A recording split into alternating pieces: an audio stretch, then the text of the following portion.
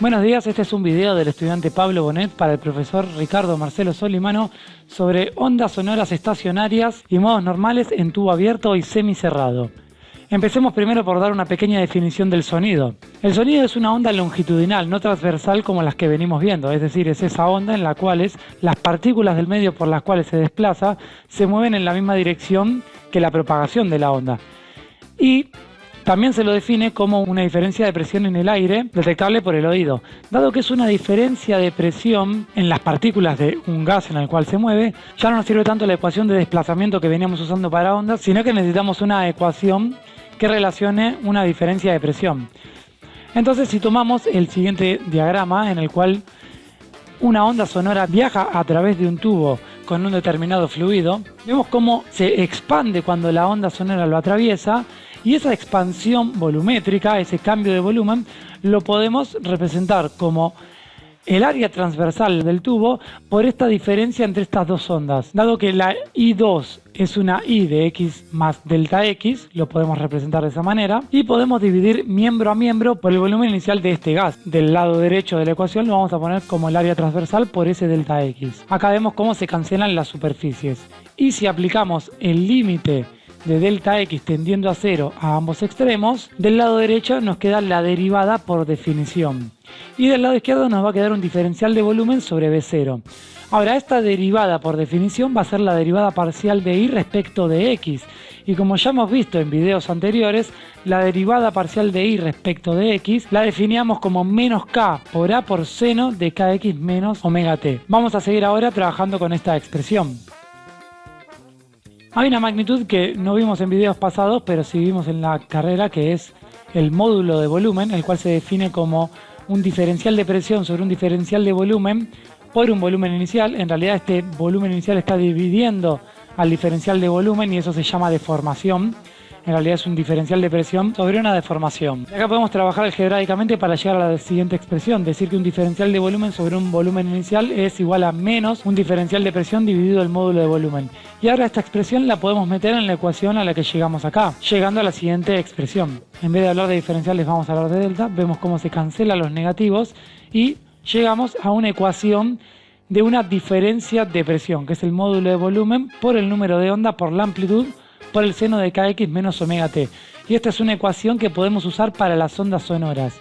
Y si la comparamos con las ondas viajeras, podemos ver cómo estas ondas están en contrafase. Una tiene la expresión seno de KX menos omega T y la otra tiene la expresión coseno de KX menos omega T. Es decir, cuando una es máxima, la otra es mínima, y cuando una es mínima, la otra es máxima. ¿Y a qué nos referíamos cuando una onda es mínima? Cuando una onda es mínima, lo que teníamos era un nodo. Entonces, cuando tenemos un nodo de esta onda, un nodo de presión, tenemos un antinodo de desplazamiento. Y cuando tenemos un nodo de la onda de desplazamiento, tenemos un antinodo en la onda de presión. Esto es algo que se va a trabajar mucho ahora cuando veamos las ondas sonoras estacionarias. Para hacerlo más sencillo, todo lo que sea nodo y antinodo se va a referir a nodo y antinodo de desplazamiento, no de presión. Acá lo que tenemos es un altavoz que genera una determinada frecuencia y un tubo que va a encerrar la onda sonora, la cual, si cumple con ciertas condiciones, igual que la onda estacionaria transversal en una soga, va a poder rebotar en este diafragma y tener una onda estacionaria sonora, en la cual, donde tenemos un antinodo de desplazamiento, tenemos un nodo de presión. Es decir, en el antinodo de desplazamiento justamente lo que pasa es que las partículas están en su máximo movimiento, por ende tenemos muy baja acumulación de partículas o casi ninguna. Y en los nodos de desplazamiento, que es donde las partículas básicamente no se mueven, no hay desplazamiento, ahí es donde se acumulan las partículas. En este punto, donde hay un nodo de desplazamiento, también hay un antinodo de presión, es decir, la presión en este punto también es máxima. Esto se puede ver en la siguiente gráfica. Fíjense que tenemos nodos, antinodos y estados en el medio donde hay un poco de desplazamiento y un poco de presión. Las diferencias de presión se dan por qué tan oscuro o qué tan claro es el color, ¿sí? O la concentración de partículas. Eso se muestra con el coloreado. Acá en este nodo de desplazamiento vemos cómo la partícula no se mueve en todo instante, se queda siempre en la misma posición, pero vemos que la presión es totalmente variable. Primero tenemos una claridad común, después tenemos un poco más oscuro, después bastante más oscuro, después se empieza a esclarecer y después se vuelve a oscurecer. Eso es porque la presión está variando totalmente. Y en un antinodo de desplazamiento, que sería esta curva de acá, si seguimos la claridad o oscuridad de los colores, vamos a ver que es siempre la misma. Siempre se mantiene en esta misma claridad. Es decir, que la presión es siempre la misma, porque hay un nodo de presión. Entonces con esto se deduce que un nodo de presión siempre es un antinodo de desplazamiento y un antinodo de presión siempre es un nodo de desplazamiento. Ahora vamos a analizar un poco más qué pasa, por ejemplo, cuando una onda sonora choca y rebota contra una pared. Dado que la pared no se va a mover, entonces lo que llega acá es un nodo. Y entre un nodo y un antinodo tiene que haber un cuarto de longitud de onda. Para visualizar esto mejor vamos a ver una onda transversal que cumple con las mismas condiciones que esta onda longitudinal y nos puede servir igual. Acá vemos cómo una longitud de onda se cumple siempre entre dos crestas o dos valles, no entre dos nodos, porque por ejemplo acá tenemos dos nodos y esto es media longitud de onda.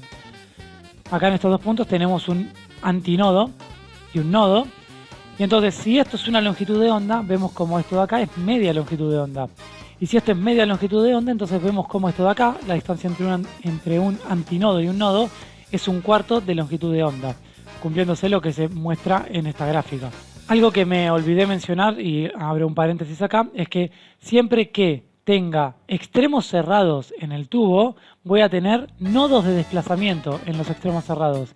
Y siempre que tenga extremos abiertos en los extremos del tubo, voy a tener antinodos de desplazamiento. Y esto se ve porque si tengo un extremo cerrado, un nodo de desplazamiento representa que las partículas no se pueden mover, y justamente si el extremo está cerrado no permite el movimiento de las partículas.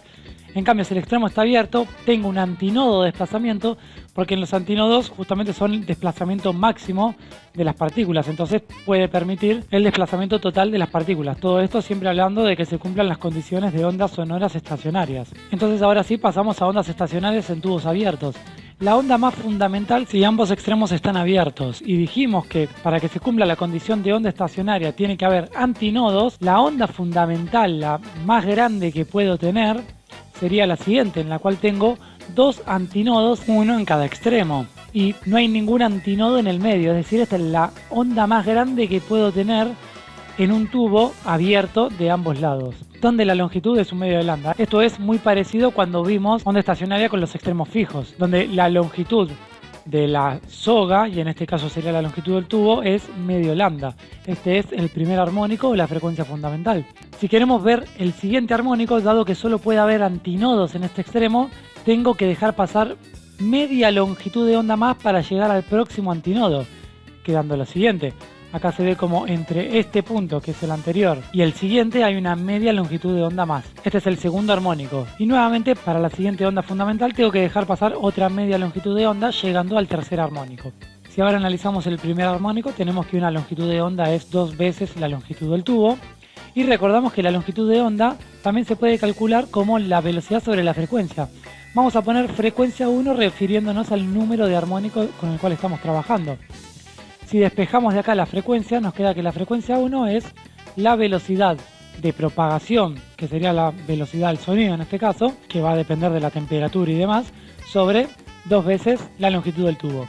Analizando el segundo armónico, vemos como lambda es igual a L. Y ahora lambda es velocidad sobre frecuencia 2, sobre la frecuencia de este armónico. Despejando la frecuencia, nos queda que esto es velocidad sobre la longitud del tubo. Y esto es el doble de la frecuencia 1, entonces podemos decir que la frecuencia 2 es 2 veces la frecuencia 1. Analizando el tercer armónico, tenemos que lambda es 2/3 de L. Nuevamente, lambda va a ser la velocidad del sonido sobre la frecuencia 3 del tercer armónico. Y despejando, tenemos que la frecuencia 3 es 3 medios de B sobre L. Y esto es 3 veces la frecuencia 1. 3 medios es 3 veces un medio. Entonces la frecuencia 3 es 3 veces la frecuencia 1. Pasamos ahora al tubo semicerrado o cerrado, como lo llama el libro. Este se va a parecer mucho a las ondas estacionarias con un extremo libre. Dado que de un lado solo puedo tener antinodos, porque por ese lado entra la onda sonora, por ende está abierto, y del otro lado solo puedo tener nodos porque está cerrado y no se permite el desplazamiento de partículas, la primera onda fundamental, la onda más grande que puedo encerrar sería la siguiente. donde tengo un antinodo y lo siguiente que tengo es el primer nodo que le sigue, que como ya vimos anteriormente, la distancia entre estos puntos es un cuarto de longitud de onda. Esta es el primer armónico o frecuencia fundamental. Ahora, para pasar al segundo armónico, yo tengo que llegar al siguiente nodo, por ende tengo que dejar pasar media longitud de onda, teniendo lo siguiente. Y esto se está salteando el segundo armónico y pasando directamente al tercer armónico, que es lo que pasaba con las ondas estacionarias de un extremo libre en la cuerda. Ahora veremos un poco más cuando analicemos. Ahora, para llegar al siguiente armónico, nuevamente tengo que dejar pasar media longitud de onda, teniendo lo siguiente. Y este es el quinto armónico. Analizando el primer armónico, tenemos que lambda es 4 veces la longitud del tubo. Nuevamente, lambda va a ser velocidad sobre frecuencia 1. Y despejando, tenemos que la frecuencia 1 es la velocidad sobre 4 veces la longitud del tubo. Para el tercer armónico, tenemos que lambda es 4 tercios de L. Ahora lambda es la velocidad sobre la frecuencia 3, porque la frecuencia, el número de la frecuencia corresponde al número de armónico. Despejando la frecuencia, tenemos que la frecuencia es 3 cuartos de la velocidad sobre L. Y 3 cuartos es 3 veces un cuarto, o sea que la frecuencia 3 nuevamente es 3 veces la frecuencia 1. Para el siguiente armónico, que es el quinto, tenemos que lambda es 4 quintos de L. Por ende, la velocidad sobre la frecuencia del quinto armónico es 4 quintos de L. Despejando, tenemos que la frecuencia del quinto armónico es 5 cuartos de velocidad sobre L, lo cual es 5 veces la frecuencia 1. Es decir, que la frecuencia del quinto armónico es 5 veces la frecuencia 1. Y esto fue el análisis de frecuencias y armónicos de ondas sonoras estacionarias en tubos abiertos y semicerrados.